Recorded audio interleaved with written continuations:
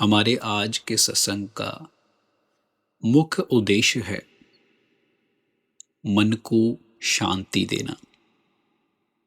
आज हर इंसान बाहर से सफल दिखता है, लेकिन अंदर से बेचैन है।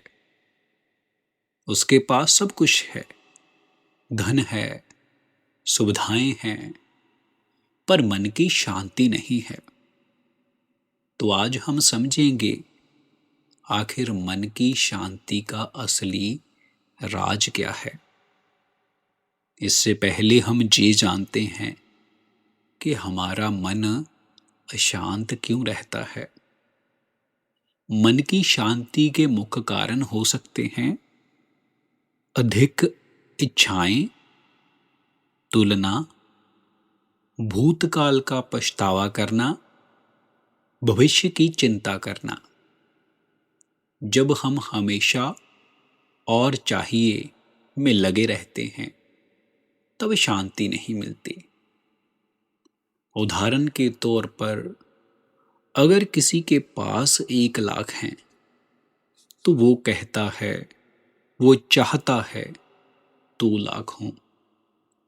जिसके पास 2 लाख हैं वह चाहता है 10 लाख होने चाहिए। यह दौड़ कभी खत्म नहीं होती और ये सिलसिला चलता ही रहता है। इसके विपरीत है मन की शांति का पहला राज।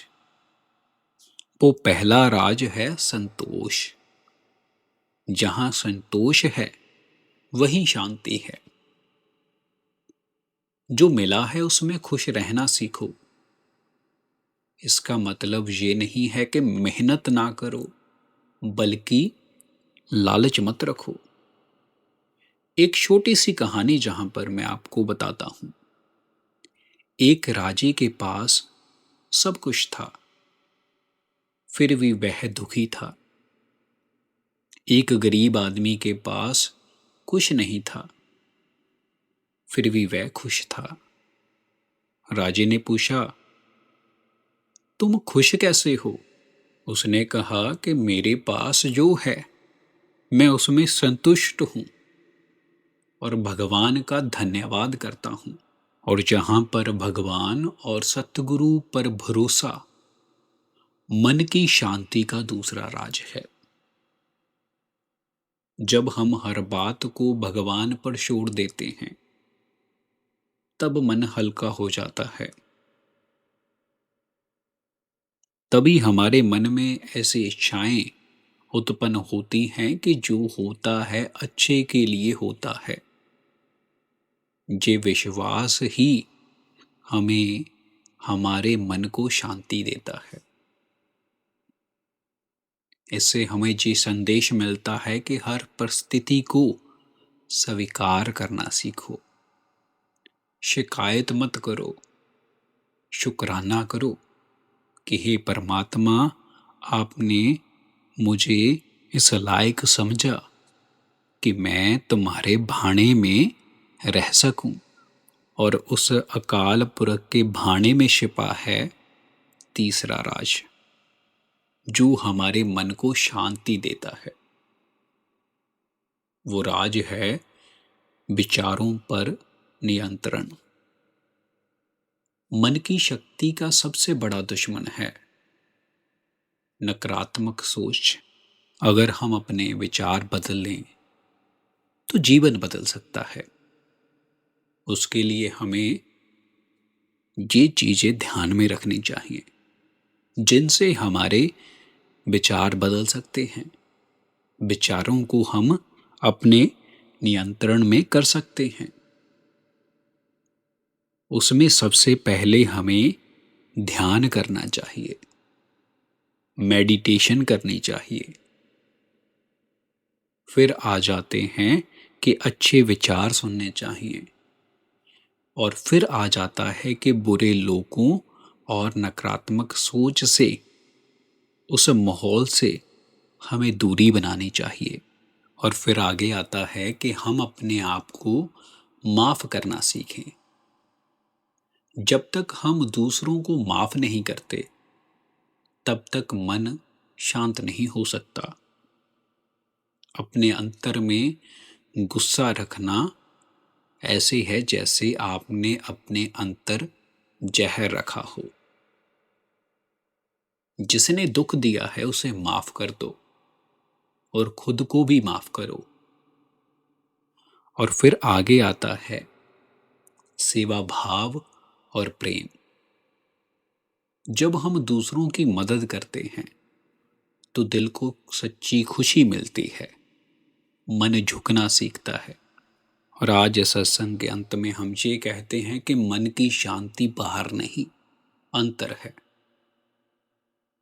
सच्चा राज है कि संतोष रखो, भगवान पर विश्वास रखो, विचारों को सकारात्मक रखें, माफ करना सीखें और सेवा, सिमरन और सतगुरु से जुड़ें।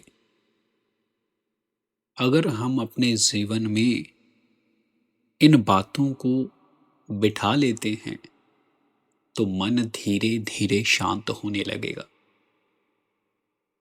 और हमारे इस सत्संग का अंतिम संदेश है कि मन की शांति किसी चीज को पाने में नहीं है, बल्कि खुद को समझने में है। जिस दिन इंसान अपनी इच्छाओं को निरंतर कर लेता है, उसी दिन उसे सच्ची शांति मिल जाती है। हमारी आज की इस वीडियो का संदेश था कि मन की शांति का राज। अगर हमारा मन शांत होगा तभी हम प्रभु की भक्ति, सेवा और सिमरन के साथ जुड़ सकते हैं। जब तक हमारा मन शांत नहीं है तब तक हम इन रास्तों पर नहीं चल सकते। परमार्थ के लिए या फिर परमार्थ में सबसे बड़ी रुकावट है तो वो हमारा मन है, और उससे भी बड़ी रुकावट है मन का अशांत होना।